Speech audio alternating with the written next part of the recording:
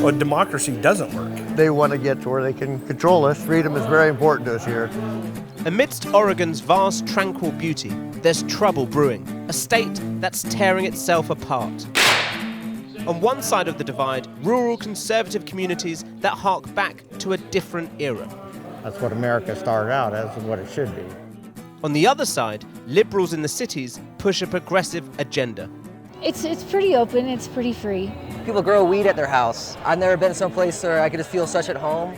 It's the same divide seen across America, but here, some want to take the extreme measure of cutting the state in two. What these people are saying is burn down the whole thing. Well, that's revolutionary.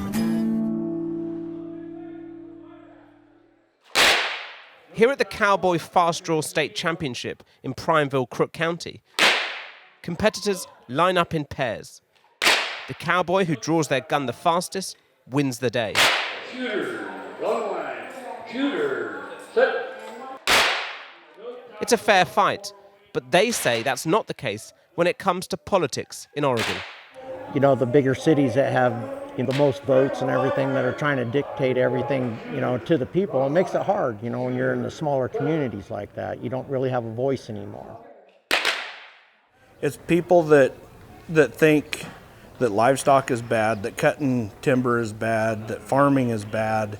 They want to get rid of agriculture. They want to get rid of us being able to control our own lives. We really don't want you to come here and start telling us about, well, you can't carry that gun, or you can't do this, or you need to drive an electric car. You have to. It's like, no, we've been living this lifestyle for hundreds of years, and we really just don't want to change. This is a celebration of the Old West, a time and a way of life the people here want to hold on to. But now they feel it's under threat from liberals in the cities, pushing LGBTQ rights, the green agenda, and gun control. I've grown up with guns, been shooting guns since I was probably 5. It's a right that we've had, and hopefully we keep forever. Scrub Brush is the man in charge of this competition. Do you feel your gun rights are under threat? Oh yes, they keep pushing for them, and I really do feel they're under threat. They don't understand the life that we have out on this side of. So would you vote to join Idaho? Yes, I would. If you want to talk about great divides in America, this is literally it. This is where Oregon goes from being liberal to conservative. Over there, it's majority Democrat, mainly urban. Over here, it's rural communities that vote Republican. And it's that polarization, just like in other parts of America, that's growing deeper and wider. And so where I'm standing right now is where some conservatives want to redraw the state lines to make all of that side of Oregon join the deeply Republican neighboring state of Idaho. Why can't we have those things if everybody over here wants that? For people like Matt McGrath, it's about a connection to this stunning land, and that breaking away will make the politics as calming as these surroundings. So right from the very beginning, there was this idea that maybe this isn't a good idea to group the east side of the state with the west side of the state. He lived in Oregon's largest city, Portland, for 2 decades, until it became too liberal for him, so he moved out east. Matt is now a key figure in the Greater Idaho movement, the campaign that wants to redraw the state lines. 12 counties in eastern Oregon have already voted in favor of joining Idaho.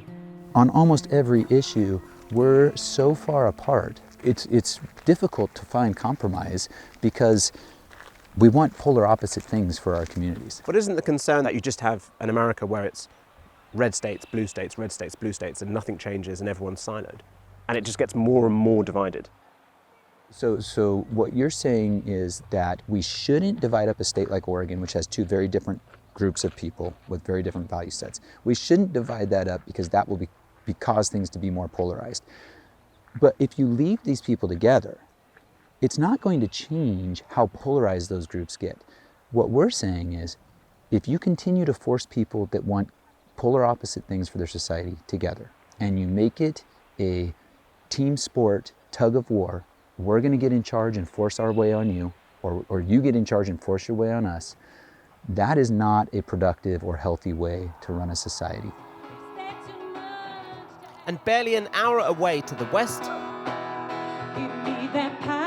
these are the people that Matt wants to cut himself off from. At the Homegrown Music Festival in the city of Bend, it's a celebration of cannabis culture, in a state where many drugs have been legalized. It's that left-leaning outlook that makes many here proud of living in Oregon, and they just don't understand the other side. Those people east of us are much more conservative, much more homogeneous. Do you have a lot in common with them? Only family ties, but not much. I grew up in the 2000s. Being a queer youth then was so much more, hard to deal with. Excuse me for getting a little emotional. It's like, it's always been a thing then. And now all these little kids grow up in this world where it seems so much more accepted. But you go out east and it is a little bit different. They're upset over something that doesn't exist. Join Idaho. Is that really going to make everything so much better? Fight for what you believe in, but stay in your state. Are those divides are they deepening? Yes, they are deepening. Why? It's tied in with the national split that we're experiencing.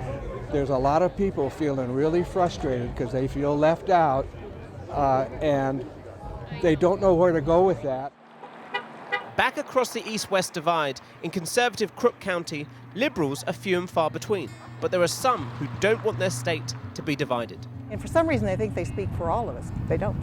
Democrat Priscilla Smith and her friends are holding a rally on the main road in Prineville. If conservatives are in the minority overall in Oregon, in the east of the state, it's the liberals who are outnumbered. Priscilla is campaigning because she does not want her family to suddenly find themselves part of Idaho, a state with a near total ban on abortion. I am in total disagreement with their attitudes toward women's health. And my concern is for my granddaughters, for my daughters-in-law, what happens to their health if we become part of Idaho?